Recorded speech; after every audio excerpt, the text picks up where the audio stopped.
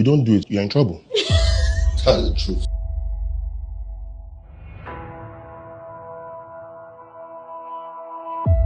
First time we're having something disorganized in the form of the Young Parliamentarians Forum. The question is, what are you doing differently from the older ones, especially with this forum that you've created? The type of motions and bills we're pushing.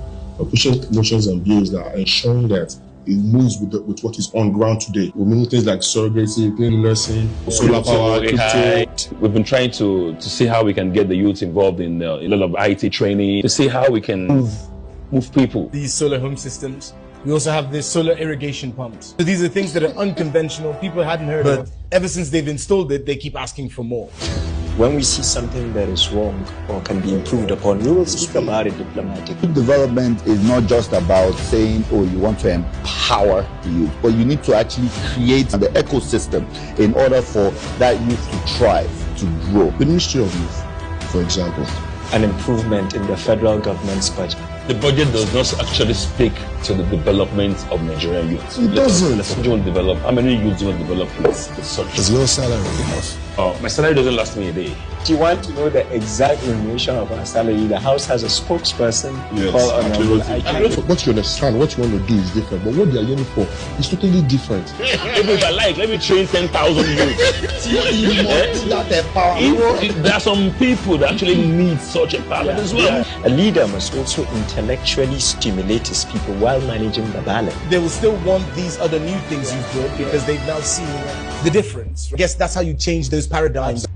Basic needs. The needs of the constituency that comes in every day. As long as you are in this office, they believe that it's your responsibility to attend to those needs. That's why there's a need for more sensitization about what to expect from us. We need to find a way to make politics inexpensive, and that's a way of reducing the pressure on the legislators. What we receive in order to help, that is not enough. Most times we use from our own personal coffers. What are your challenges in Parliament?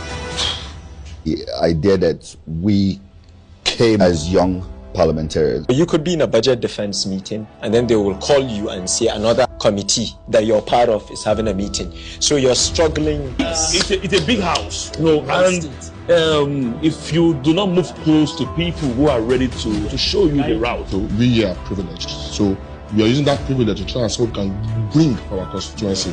How we can use that privilege to get something. I can't recall how many times I've been to the budget office. There's a ranking system. Ranking is everywhere in the world. I don't really have an issue with ranking. I have issue with behavior. If you're a ranking member, your behavior is your behavior. And I also want to also appreciate Tajuddin Abbas. He has been a great leader. 359 members is not easy, and it's accessible. He's really made it easy for me.